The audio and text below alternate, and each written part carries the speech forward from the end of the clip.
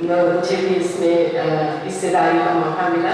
गौरव जी को धन्यवाद इसके लिए। और मैं अपने दोनों पैनलिस्ट का स्वागत करती हूँ, बदमाश जी और शोभाक्षर। और एक पैनलिस्ट हमारे अभी तक आए नहीं है, हो सकता है रास्ते में हो, तो हम उनका इंतजार करेंगे, बीच में आके हमें ज्वाइन कर देंगे। तो जैसा कि विषय है हमारा कि मात्र मनोरंजन का पर्यावरण की और अग्रसर साहित्य, तो ये सवाल अक्सर सामने आता है कि हम साहित्य के नाम पर क्या सिर्फ मनोरंजन को परोस रहे हैं। साहित्य के बहुत से उद्देश्य भी होते हैं, हम सब जानते हैं उन बातों को, तो विस्तार में नहीं जाएंगे हम, चूंकि हमारे पास समय बहुत ज़्यादा नहीं है। तो सबसे पहले मेरा सवाल ये होगा कि आप किस भावना के हैं, आप दोनों से मेरा एक सवाल है कि क्या आंतरिक कोई बाध्यता होती है या कोई सामाजिक राजनीतिक आपराधिक घटना या वैश्विक पटल पर कोई घटना होती है उसको लेकर, मतलब किसी भी सामने घटना पर किस चीज को लेकर आपको प्रेरणा मिलती है या आप बाध्य होते हैं लिखने के लिए? शोभा जी। सबसे पहले तो बहुत बहुत शुक्रिया गाजियाबाद लिटरेचर फेस्टिवल का, बहुत खूबसूरत इवेंट्स है। और मुझे ऐसा लगता है कि बचपन में लौट गए, जैसे ही गेट में प्रवेश किए तो स्कूल के दिनों में लौट गए, और वो जो बौद्धिक विकास जहाँ से शुरू होता है हमारा स्कूल में पहले कदम से वहाँ लौटना हुआ, इसके लिए शुक्रिया इस आयोजन मंडली का। एक तो विषय बहुत प्रासंगिक है। प्रासंगिक इसलिए है कि जैसे ही मैंने विषय देखा कि मात्र मनोरंजन का साधन बनता साहित्य, तो मुझे ऐसा लगा कि ऐसा साहित्य जो सिर्फ मनोरंजन के उद्देश्य से लिखा गया है, या ऐसा साहित्य जिसको ग्राहक जो है, पाठक जो है, सिर्फ मनोरंजन की तरह ले रहा है, तो मेरे लिहाज से वो साहित्य नहीं है। तो दिस कॉन्सेप्ट जो है ये हमारा एंटरटेनमेंट एंड लिटरेचर, मैं इसको 3 भागों में बांटती हूँ। पहला भाग कि पहली परिभाषा कि आप साहित्य की परिभाषा क्या लेकर चलते हैं, क्योंकि मेरी जो परिभाषा है उसमें साहित्य जो है वो सिर्फ मनोरंजन का साधन नहीं है। हो सकता है उसमें डार्क ह्यूमर हो सकता हो सटारिकल कोई टेक्स्ट हो, लेकिन उसके पीछे जो उद्देश्य होगा वो असहमति का उद्देश्य होगा। लेखक लिखना ही वहीं से शुरू करता है जहां से वो असहमति को महसूस करता है, किसी विषय के सापेक्ष, किसी मुद्दे के विरोध में, किसी कोई प्रतिरोध दर्ज करने के लिए। तो लेखक तो वो है जो असहमति जताने के लिए लेखन करता है, और साहित्य वो है जो प्रतिरोध, मतलब मुझे ऐसा लगता है कि साहित्य वही है, और सिर्फ मनोरंजन करें तो साहित्य नहीं है। पहला हमें साहित्य की परिभाषा क्या लेकर चलते हैं, तो वहां पर डिसाइड करना पड़ेगा हमें कि मनोरंजन है या साहित्य। दूसरा, अगर ऐसा साहित्य तथा स्प्रेड हो रहा है हमारे साहित्य जगत में जो सिर्फ और सिर्फ मनोरंजन को लेकर चल रहा है, तो हम यहाँ पर मुझे कहने में कोई संकोच नहीं है कि हम चूके हैं ऐसे पाठकों को बनाने में जिन्होंने साहित्य को पढ़ने और साहित्य को लिखने का एक वातावरण ऐसा डेवलप नहीं किया जहाँ पर गंभीर साहित्य पनप सके। जैसे सिनेमा के लोगों की शिकायत होती है कि 3 ऑफ अस आती है तो फ्लॉप हो जाती है, और एनिमल फिल्म आती है तो ब्लॉकबस्टर हो जाती है। तो क्या हमने ऐसा दर्शक नहीं तैयार किया सिनेमा का जो 3 ऑफ अस की सेंसिटिविटी को ज्यादा महत्व दें, और एनिमल की जो सो कॉल्ड मेल शॉर्टिस्ट को ब्लॉकबस्टर बना दें? हमने ऐसा दर्शक सिनेमा में तैयार किया है। साहित्य में भी कुछ अंतर नहीं है। साहित्य में भी हमने ऐसे पाठक तैयार किए हैं जो तथाकथित साहित्य को साहित्य मानते हैं, मनोरंजन को साहित्य मानते हैं। हम वहां पर चूके हैं कि हमने ऐसे पाठक तैयार किए हैं। मुझे बहुत, और तीसरा मैंने कहा था 3 भागों में, तीसरा पाठ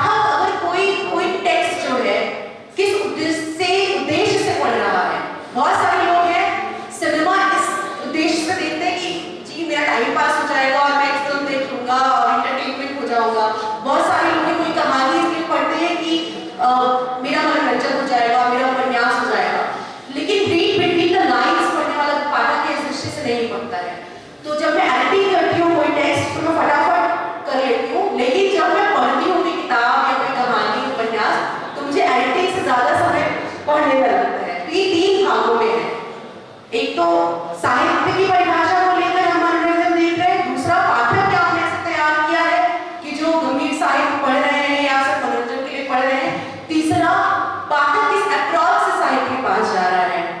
अगेन हमारी जो वही पढ़ रहे हैं कि अगर मैक्सिमम पाठक सिर्फ मनोरंजन के लिए साहित्य के पास जा रहा है तो हम हिंदी साहित्य के होने के नाते, सदस्य होने के नाते हम चूके हैं, वहां पर ही हमारी खामी है। तो फिलहाल से कितना है कि मैं 3 भागों में यानी आपका कहना है कि आपका साहित्य लिखने का कारण रहता है असहमति दर्ज करना और विद्रोह का स्वर उठाना।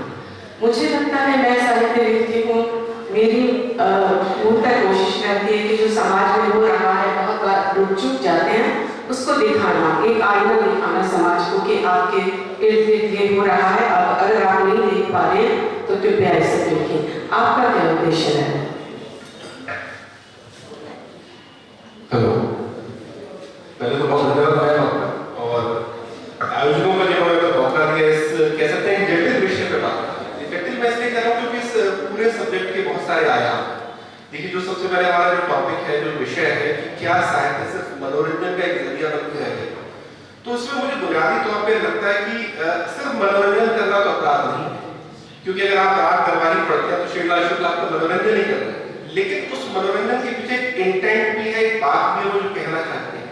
अब उस बात कहने के क्रम में अगर मनोरंजन जो है तो अच्छी बात है। दिक्कत वह आती है जब लेखन जो है वो पूरी तरह से उपभोक्तावाद पर निर्भर करता है कि मैं लिखते वक्त ये सोच रहा हूँ कि अच्छा दर्शक इस पे कैसे रिएक्ट करेगा, मैं लिखते वक्त ये सोच रहा हूँ कि अच्छा पाठक को ये चीज गुदगुदाएगी या पाठक को इमोशनली अराउज करेगी। वहां पर एक बेईमानी आ जाती है, क्योंकि जब आप उपभोक्ता के हिसाब से लिखते हैं, ये सोचकर कोई नॉवल लिख रहे हैं कि इस पर बाद में वेब सीरीज बन सकती है कि नहीं, इस पर बाद में कोई फिल्म बन सकती है नहीं, तब आप अपने क्राफ्ट के प्रति ईमानदार नहीं रह जाते हैं। और यही मुझे लग रहा है असली दिक्कत है, क्योंकि जब आप सिर्फ उपभोक्ता के हिसाब से लिखेंगे तब आप क्या है कि एक प्रोडक्ट तैयार कर रहे हैं, प्रोडक्ट कंज्यूम किया जाता है, जबकि लिटरेचर में आप चीजें कंजम्पशन के लिए, अनुभव के लिए पैदा करते हैं। मैं कुछ भी लिखूंगा वो लोगों की संवेदना को विस्तार देना चाहिए। जैसे आपने कहा कि उनके अंदर किसी चीज को लेकर प्रतिशोध पैदा, किसी चीज को लेकर संवेदना पैदा, किसी चीज को लेकर जिज्ञासा पैदा, ये कहीं ना कहीं साहित्य का मुझे लग रहा है कि एक, अगर मैं कहूँ कि पूर्णता में इसका मतलब ये है। लेकिन अगर यहाँ पर एक चीज मैं बड़ी ईमानदारी से कहना चाहूंगा, कभी कभी हम थोड़ा हार्श हो जाते हैं, काफी सेंसिटिव हो जाते हैं। देखिए, मुझे लगता है कि कोई भी इंसान ना जब जिंदगी में बड़ा होता है, हर इंसान अपने तरह का एक अच्छा मान लेकर पैदा होता है कि आप किस परिवार में पैदा हुए, किन दोस्तों के साथ पैदा हुए, किस संगत में पैदा हुए, और जब बड़े होकर हम चीजें एक्सप्रेस करते हैं, अभिव्यक्त करते हैं, तो हम उसी कच्चे मांस से निकालकर अपनी संवेदना अभिव्यक्त करते हैं। ठीक है, अब मुझे कहने में कोई हर्ज नहीं कि कोई भी समाज जो है बौद्धिकता के कई स्तरों पर जीता है। अब इसको मैं आसान भाषा में समझाऊं कि हो सकता है किसी इंसान के लिए अभिजीत सिंह एक बड़े अच्छे सिंगर हो, लेकिन जो इंसान रफी को पसंद करता है, किशोर को पसंद करता है, हो सकता है अभिजीत सिंह दोनों गंदे लगते हैं। उसी तरह कोई इंसान जो मेहदी हसन को पसंद करता है, उसे लगता है रफी भी सहमत ना करता, या कोई इंसान जो क्लासिकल सिंगिंग को पसंद करता है, हो सकता है उसे मेहदी हसन भी अच्छी ना लगती। इसलिए किसी को भी जुनून नहीं पालना चाहिए कि जो मैं कर रहा हूँ या मैं लिख रहा हूँ वो एक तरह से सबसे शुद्ध या यूं कहूं से सात्विक अभिव्यक्ति, क्योंकि समाज बौद्धिकता के कई स्तरों पर जीता है। जैसे मैंने कहा कि अगर कोई इंटेलेक्चुअली कम चीज लिख रहा है, जो हो सकता है पॉपुलर ज्यादा हो, लेकिन आप मान के चलिए कि समाज का एक बहुत बड़ा स्तर है वो बौद्धिक तौर पर नहीं जी रहा है। अब अगर आप उस आदमी को सामने शर्त लगा दें कि नहीं तुम बौद्धिक तौर पर बहुत निचले दर्जे की चीज नहीं लिखोगे, तो वो लाखों लोगों से पढ़ रहे हैं, उनके साथ हो जाएगा, क्योंकि उनकी मेंटल कैपेसिटी नहीं जो चीज पढ़ सके, तो वो कैसे कंज्यूम करेंगे। इसलिए मैं व्यक्तिगत तौर पर इस बता हूं कि कोई भी आदमी अगर कुछ भी लिख रहा है तो उसका स्वागत होना चाहिए, क्योंकि जैसे चेतन भगत का कोई पाठक है और वो चेतन भगत को पढ़कर कम से कम फर्स्ट टाइम रीडर तो बन रहा है, एप्रिशिएट तो कर रहा है, एटलीस्ट वो रीडिंग तो कर रहा है, उस 250 पन्नों के अनुभव को जी तो रहा है। और अगर आपने एक बार फर्स्ट टाइम का रीडर बनाया जो आम आदमी की जबान में उसी की बात लिख रहा है, तब आप एस्पायर करते हैं अगले स्तर पर चीज पढ़ने के लिए कि अच्छा और मैं क्या एक्सप्लोर करूं। इसको मैं बड़े सीधे तरीके से कहूंगा कि मेरी बेटी 7वीं क्लास में, ठीक है, और आजकल के बच्चों की तरह उसका सारा जो एक्सपोजर है भाषा को लेकर वो अंग्रेजी भाषा का एक्सपोजर है। लेकिन जब मैंने उसकी 7th हिंदी की किताब पढ़ी तो मुझे लगा ये तो बहुत ही साहित्यिक हिंदी के इसमें जो चैप्टर है, जो मेरे जैसे हिंदी से जुड़े आदमी के लिए एकदम से कोई चीजें समझना आसान नहीं। मुझे लगा कि सरासर गलती है एनसीईआरटी की, सीबीएसई। आप इतनी जटिल हिंदी